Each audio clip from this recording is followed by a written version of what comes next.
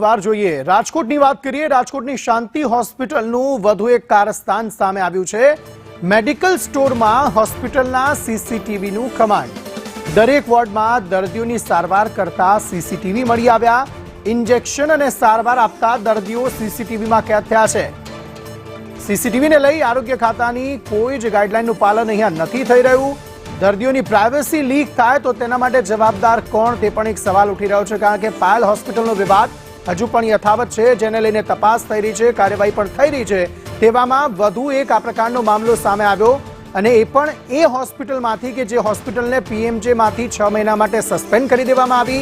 તેના પર લાખો રૂપિયાનો દંડ ફટકારવામાં આવ્યો છે, કારણ કે અનેક ગોલમાલ અને ગોટાળા આ હોસ્પિટલ દ્વારા પીએમજેમાંથી પૈસા કઢાવવા માટે કરવામાં આવ્યા છે। એ બ્લડ રિપોર્ટની વાત હોય, બ્લડ રિપોર્ટમાં ચેડા કરવાની વાત હોય કે અન્ય કોઈ ગોટાળા કરવાની વાત હોય, આ સમગ્ર મામલામાં હવે કાર્યવાહી થવી જોઈએ તેવી લોકમાંગ ઉઠી છે। તેવામાં શાંતિ હોસ્પિટલનું વધુ એક કારસ્તાન જે સીસીટીવી આપ જોઈ રહ્યા છો એ સીસીટીવી તે જ પ્રકારના સીસીટીવી છે કે જ્યાં પાયલ હોસ્પિટલના સીસીટીવી જ્યાં પેશન્ટને ચકાસવામાં આવી રહ્યા હતા તે સીસીટીવી હતા અને એ જ પ્રકારના લાગતા વળગતા સીસીટીવી અહીંયા પણ જોવા મળી રહ્યા છે। ત્યારે દર્દીઓની પ્રાઇવસીને લઈને ફરી એક વખત આ જ હોસ્પિટલમાં સવાલ ઉઠી રહ્યા છે કે આ જગ્યાએ સીસીટીવી શા માટે લગાવવામાં આવ્યા। એ સવાલ જ્યારે પાયલ હોસ્પિટલના સીસીટીવી સામે આવ્યા હતા તે સમયે પણ અમે પૂછી રહ્યા હતા અને આ હોસ્પિટલને લઈને પણ આ પ્રકારના સવાલો અત્યારે ઉઠી રહ્યા છે। બે અલગ અલગ મુદ્દાઓ છે। એક તરફ શાંતિ સ્પેશિયાલિટી હોસ્પિટલ જે છે તેણે પીએમજેમાં અનેક ગોટાળા કર્યા, તેમાંથી પૈસા પડાવવા માટે ગોટાળા કર્યા, જેને લઈને 6 મહિના માટે તેને સસ્પેન્ડ કરી દેવામાં આવી છે।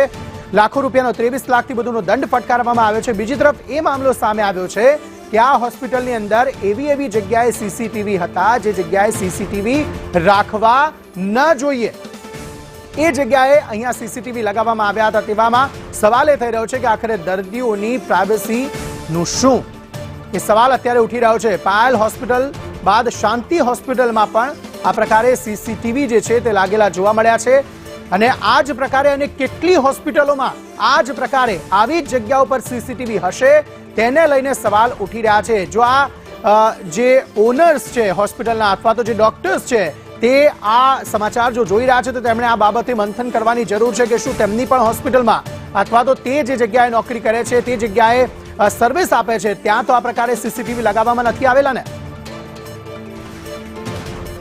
કોંગ્રેસના નેતા ડોક્ટર હેમાંગ વસાવડા મારી સાથે જોડાયા છે। અંગે વધુ વાતચીત કરવા માટે હેમાંગભાઈ, એક તો પીએમજેમાંથી ડિસ્ક્વોલિફાય કરવામાં આવી આ હોસ્પિટલને અને બીજી તરફ હવે સીસીટીવી કાંડ સામે આવ્યો છે કે એવી જગ્યાએ સીસીટીવી લગાવવામાં આવ્યા હતા જ્યાં દર્દીઓની પ્રાઇવસીનો ભંગ થાય છે। ચોક્કસ છેલ્લા 10 દિવસથી પાયલ હોસ્પિટલના બનાવ પછી આ ગુજરાત માટે એક મોટો પ્રશ્ન બન્યો છે। હોમ મિનિસ્ટરે એસેમ્બલીમાં એવું કીધું કે કોઈ ગાઈડલાઈન નથી સીસીટીવી માટેની, પરંતુ ચોક્કસપણે સરકારે ગાઈડલાઈન બારવી પડે કે જ્યાં પ્રાઇવસી ભંગ થાય છે એવા એરિયામાં સીસીટીવી રાખી શકાય નહીં।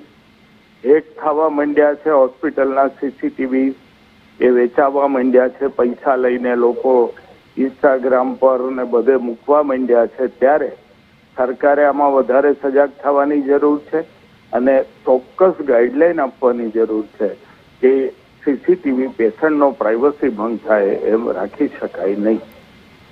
પીએમજેનો કૌભાંડ પણ સામે આવ્યું છે કે અનેક ગોટાળા હોસ્પિટલ દ્વારા કરવામાં આવે છે। સવાલ એ થઈ રહ્યો છે કે આ માત્ર એક હોસ્પિટલ છે કે જ્યાં વીમા કંપનીઓ તપાસ કરી રહી હતી, આરએમસી તપાસ કરી રહી હતી અને આ મામલો સામે આવ્યો। આવી તો કેટલી હોસ્પિટલો હશે કે જ્યાં આ પ્રકારના ગોલમાલ અને ગોટાળા થતા હશે? ચોક્કસપણે પીએમજે યોજનામાં ખૂબ જ ગોટાળા છે। મેં વ્યક્તિગત રીતે અને કોંગ્રેસ પક્ષ તરીકે વારંવાર માગણી કરી છે કે બંને ઓડિટ થવા જોઈએ, ઇવન ટ્રીટમેન્ટ ઓડિટ થવું જોઈએ, કારણ કે પીએમજે યોજનામાં દર્દીને જરૂર હોવા છતાં બીજે દિવસે રજા આપી દેવામાં આવે છે ફરજિયાત, અથવા કોઈ કોમ્પ્લિકેશન થાય તો તેને ત્યાં ટ્રીટ કરવાની બીજી હોસ્પિટલમાં કોમ્પ્લિકેશનની સારવાર લેવી પડે એવી રીતનું વર્તન હોસ્પિટલો કરે છે। ત્યારે મેડિકલ ઓડિટ પણ દરેક કેસનું થવું જરૂરી છે।